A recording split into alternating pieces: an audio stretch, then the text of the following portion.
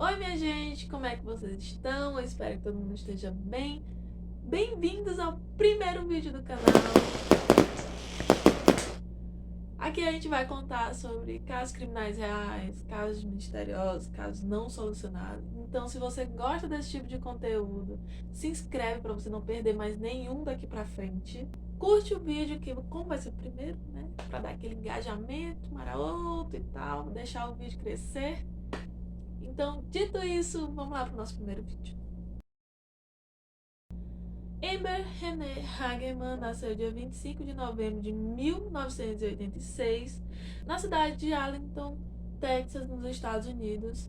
Era filha de Donna e Richard Hageman e ela tinha um irmãozinho mais novo chamado Rick. Em 13 de janeiro de 1996, a família resolveu visitar os pais da Donna, que eram os avós da Amber, né? Que também moravam na mesma cidade. Assim que chegaram na cidade, a Amber, que já estava com 9 anos, e o Rick, com 5, já pegaram suas bicicletas e já foram brincar na rua. E lá na vizinhança, perto da casa dos avós deles, tinha um estacionamento abandonado de um mercado que acabou virando um ponto de lazer para as crianças e adolescentes que moravam ali na vizinhança. Então sempre tinha criança lá, sempre estavam brincando, passeando. E como de costume, né, a Amber e o Rick, eles também foram pra lá brincar, se divertir. Enfim, era super normal isso. Até que as horas foram se passando, o Rick, como ele era mais novinho do que a Amber, ele foi se cansando e quis voltar pra casa. Só que a Amber, ela ainda queria brincar mais, ela queria ficar mais tempo na rua. Então, ele decidiu voltar mais cedo pra casa e deixou a irmã lá. Chegando na casa dos avós, Dona percebeu que o filho veio sozinho, então ele perguntou onde é que estava a irmã dele e por que ele estava voltando sozinho, e ele falou que ele já estava muito cansado, ele já queria vir para casa. Só que a Amber decidiu ficar lá mais um pouco e ele não quis mais esperar, então ele voltou. Só que a mãe deles já falou para ele voltar pro estacionamento para puxar a irmã, trazer ela para casa, porque já estava na hora e ela não queria que ela ficasse lá sozinha. Então, muito obediente, o Rick volta pro estacionamento para ir atrás da irmã. Quando ele chega lá, a irmã não tá mais lá. Então, ele volta correndo para casa dos avós e fala que não conseguiu encontrar a irmã em lugar nenhum. Então, os pais e os avós, cada um entrou dentro do seu carro e foram dar uma volta na vizinhança para ver se achavam a Amber. Até aquele momento, ninguém estava realmente preocupado, ninguém estava em alerta, né, em desespero, porque eles só imaginavam que ou ela tinha ido um pouco além do estacionamento ou que tinha pego alguma rua diferente para voltar para casa, que não era muito estranho ela fazer isso. Então eles saíram procurando por ela para ver se achavam ela nessas ruas. E tava tudo bem, até ali tava tudo bem. O avô das crianças, o Jimmy, ele foi andando pelas ruas que ele sabia que a Amber tinha costume de andar. E foi procurando, procurando, até que no final ele foi para a rua do estacionamento. E de lá de longe ele viu vários policiais e viaturas, e ali ele já teve um sentimento que alguma coisa estava muito errada. Do outro lado do estacionamento morava um homem chamado Jim Kevil, de 78 anos, que o quintal dele dava direto para o estacionamento.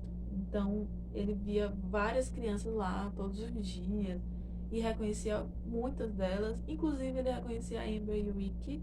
Naquele dia específico ele estava no quintal dele e ele viu toda a cena. Me disse que viu a Amber brincando sozinha no estacionamento, já não tinha mais criança alguma.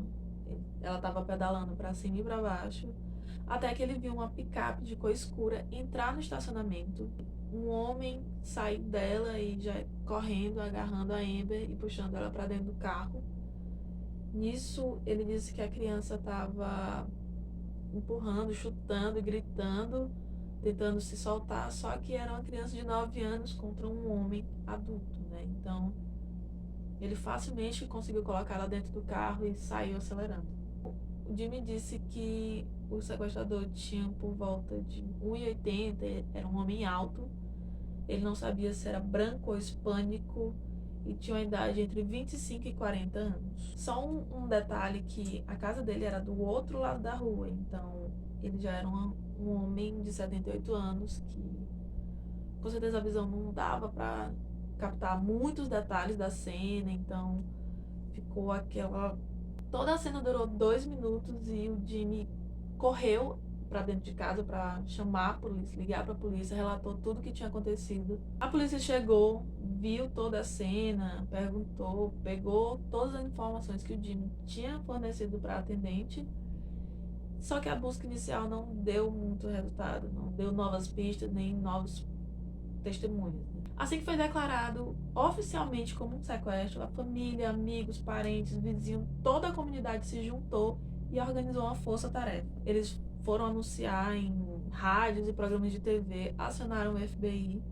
Então, em pouco tempo, a cidade já estava com 50 agentes federais e policiais rondando pelas ruas da vizinhança da cidade, atrás de alguma pista ou algum avistamento. Mas foi no dia 17 de janeiro, 4 dias após o sequestro, que um homem que ele estava passeando, né, com seu cachorro por trás de um condomínio de apartamentos chamado Forest Hill, que ele percebeu que alguma coisa incomodava o cachorro dele, alguma coisa estava deixando o cachorro meio acanhado, amedrontado. E quando ele viu, que ele se aproximou para ver, ele viu um corpo de uma criança no riacho. Então ele rapidamente ligou para a polícia. E assim que os policiais chegaram na cena, eles identificaram o corpo como sendo da Amber. O riacho onde o corpo da Amber estava ficava a cerca de 8 quilômetros do estacionamento. A Amber estava parcialmente despida, exceto por uma meia em um dos pés dela. O corpo dela estava cheio de hematomas e machucados e sinais claros de abuso sexual.